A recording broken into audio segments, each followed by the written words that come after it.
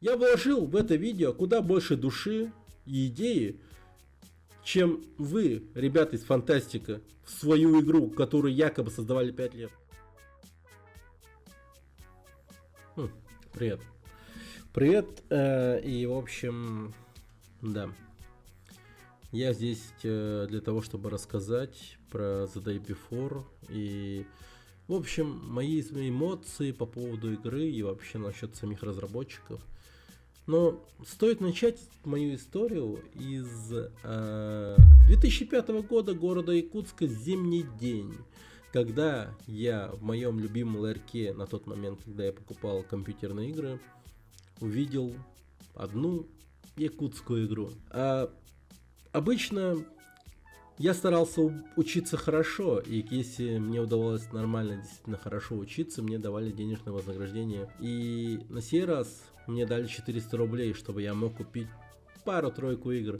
На тот момент игры стоили 200 рублей, 150 и 100 рублей, ну там дисками, да. И в общем, у моего любимого ларька, рядом с окошком, где находилась касса, стояли самые хорошие игры, такие. На тот момент это были типа Prince of Persia 2 Трона, Need for Speed Most Wanted, Готика 2 Ночь Ворона, ну и там еще другие какие-то игры. И тут я увидел эту игру, которая привлекла меня своим видом. Это была якутская игра под названием Wall Butter. Да. На тот момент я спросил у продавца: это хорошая игра? Нет. Я не играл в эту игру. Я такое немного подумал и сказал: я беру эту игру. Предупреждаю, эта игра стоит 400 рублей. И если что, она возврату не подлежит. Потому что диск был, целый, неповрежденный. Все было хорошо. Я такой: давай сюда. И это была роковая ошибка. Это была просто худшая игра моей жизни. Я, если честно, просто, никогда не думал, что смогу ощутить снова вот эти вот чувства стыда и разочарования за якутский игропром. Но наступил 2023 год, и вышла игра под названием The Day Before от студии Fantastic. Да. В общем-то, я бы хотел немного рассказать об игре. Не буду говорить о том, насколько она плохая. Я, скорее всего, все равно скажу это, насколько она плохая. Но, в общем, я постараюсь передать весь тот спектр эмоций, который ощутил от данной игры, потому что все-таки игру делали мои соотечественники из Якутска. О, смотри. Чарон. Видел? Где? О, пога. Класс. Уважение. Плюс реп, как говорится. Плюс реп, Которые на момент разработки и релиза находились, по-моему, в Сингапуре или еще где. Я точно не уверен, где они находились, но точно не в Якутске. Короче, прикол в чем? В том, что в первый день игра мне понравилась. Я такой подумал: окей, хорошо, да, есть кое-какие косяки и там прочее. И, кстати, в первый день я играл с моим другом, который мне подарил эту игру. Здорово. Короче, давай, Арсен, выясним. Ты где? Сейчас, подожди. О, да я вот рядом с тобой. Все, вижу. Арсен, надо выяснить, простреливается ли объект. Чел сзади нас стоит! В принципе, бомж. А нет! Вали его! Топовый спаун. Да-да-да. Так, смотри, он брал. Да, ты у меня тоже сидя идешь сейчас. Причем с картой как будто бы. У тебя автомат по полу серфит. Низкий флекс. Я у зеленой машины. Индрайвер, кстати. Слышь? Надо Сане привет передать. И рофлы, те или иные прикольные, замечательные моменты происходили. Как бы все было бы хорошо, конечно, но в дальнейшем хотелось бы выделить мне кое-какие негативные моменты, которые вообще, признаются нормой в данной игре. Первое это вылеты.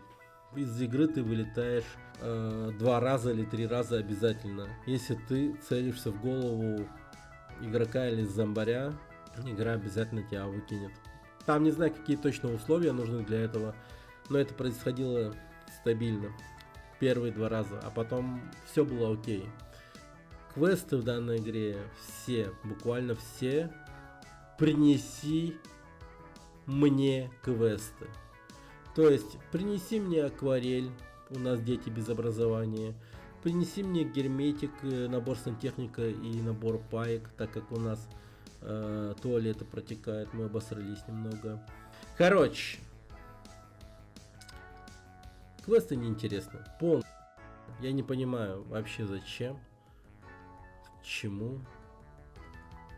Просто чтобы было, видимо. Так, сейчас добежим, сделаем квест еще один. Мне вот интересно, вот что-то будет происходить по выполнению всех этих квестов? Или уже типа нет?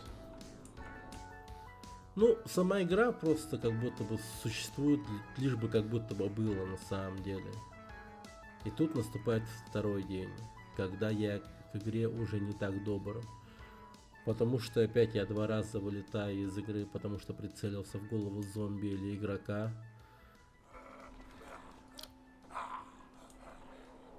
Игра вылетела. Господи.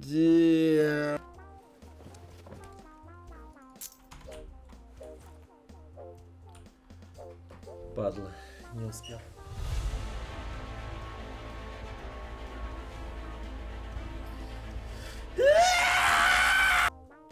Мне безумно надоел этот сраный город. Американский, типа Нью-Йорк. Вы там, братья Готовцевы, нормально вообще? Не, серьезно, в фантастике вы, ну... Как там у вас с воображением? Или как у вас вообще с опытом игровым? Вы что-нибудь играли, кроме Counter-Strike или Dota? Потому что у меня такое ощущение, что вы все время бегали по лесу в Доте, или бегали все время по Дасту в Counter-Strike. Вам, наверное, казалось город Нью-Йорк таким оригиналом. Вы такие: вау, New Fortune. Это взорвет мозг всем. Блин, особенно нашим землякам из Якутии. Они же не видели небоскребов всю свою жизнь. Да. Да, братья Готовцевы.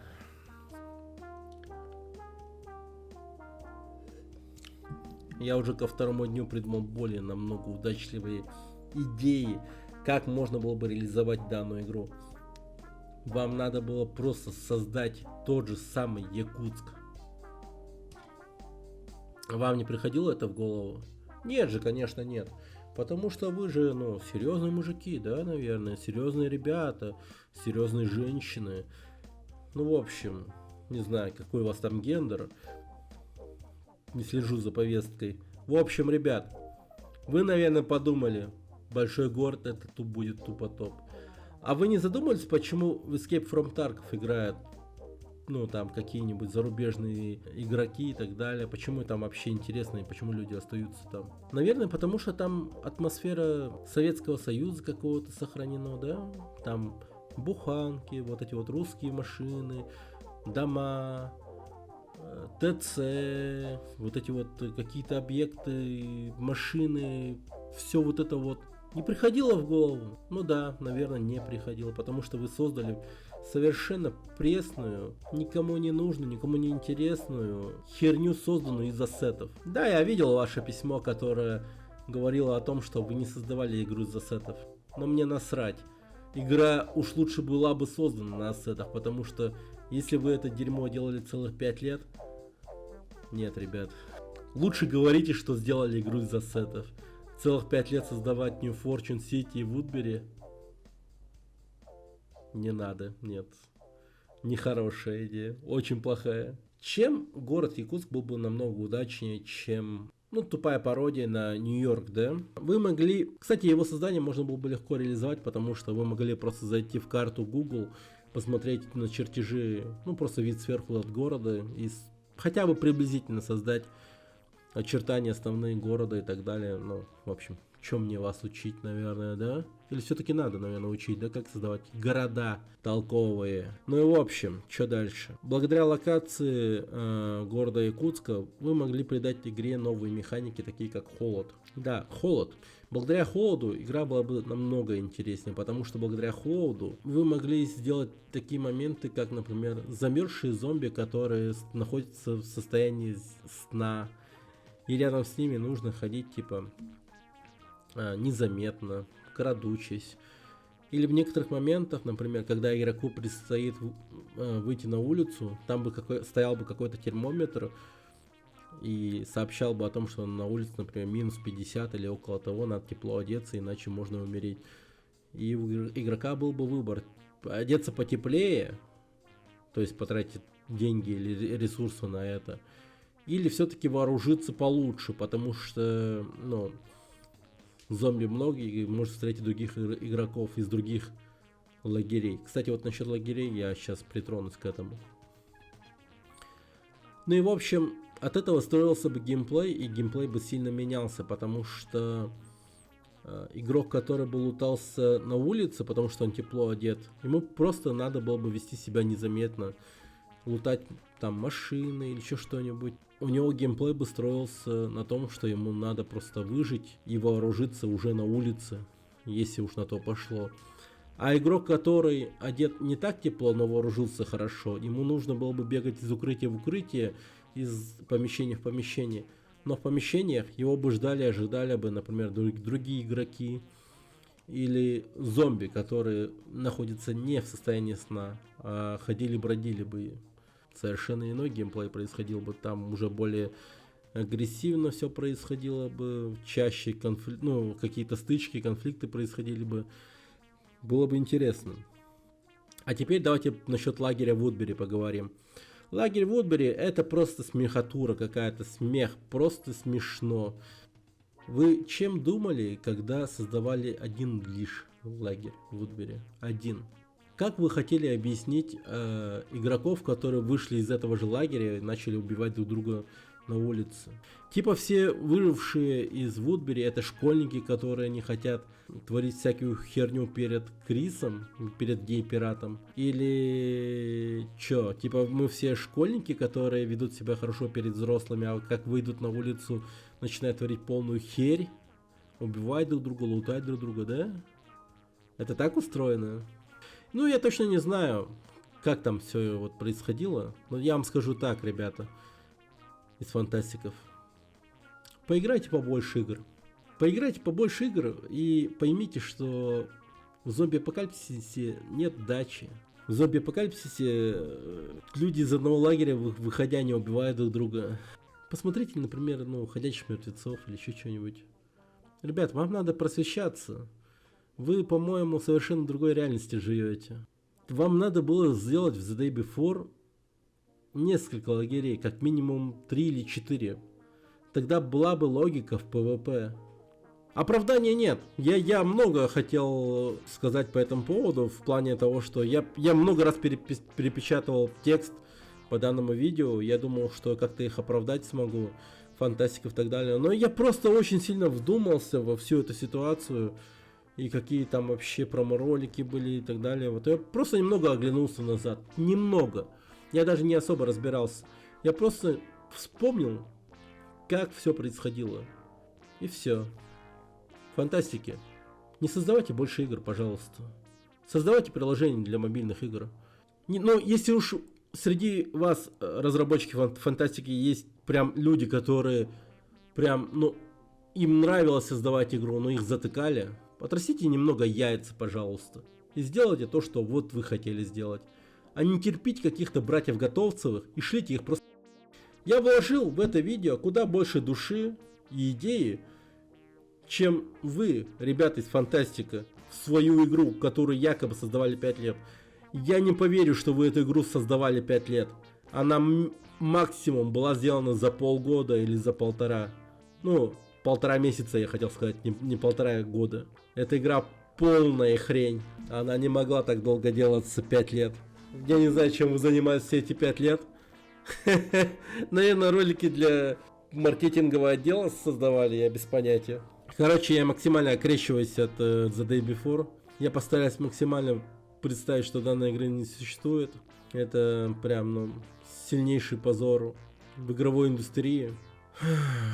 Как же плохо, что она создавалась именно под тем, что это якутская игра. Да, я вот никогда уж не думал, что я снова разочаруюсь так сильно. Но, увы, это произошло снова. И слава богу, что деньги вернули. Но тем не менее, чувство вот этого стыда и разочарования, оно никуда не денется. Мне хотелось гордиться данной игрой, мне хотелось гордиться фантастиками. Но, к сожалению, это все скатилось к тому, что вы поступили просто как какие-то инфо-цыгане. Ну, их, кстати, нельзя называть инфо-цыганами, теперь инфо-скамеры. Скамера, да, просто скамера. Давайте уж. Ну ладно, спасибо всем за просмотр данного видео и подписывайтесь, ставьте лайки. Если что, я постараюсь также и вылаживать какие-либо другие видео. Это просто лайв формат, он такой. Я просто говорю все, что есть у меня на душе и в голове. Спасибо всем. Если вы не согласны с моим мнением и что-то вот хотите обсудить, оставляйте комментарии и переходите в телеграм-канал. Всем спасибо и всем пока. Уа! Так, мясо в сливочном соусе, давай. Ай, блин. Жалко. Я ем воображаемую еду. Стол со вкусом мяса, да. Да, это вон. Не сильно, но чуть-чуть. Ну-ка посмотрим. Найс. Какие-то короткие шорты. Так, пойдем зададим квест.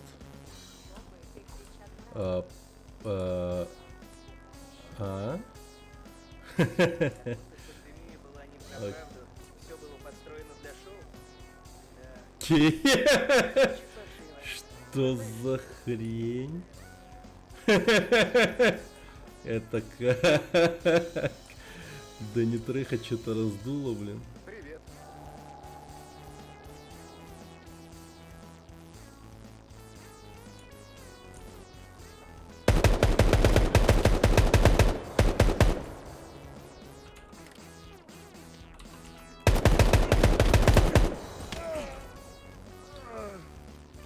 Так, все, двоих забрал.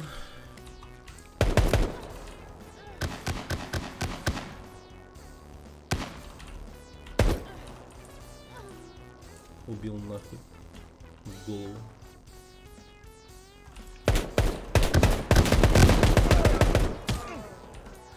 Блин, а я хорош в этой игре на самом деле.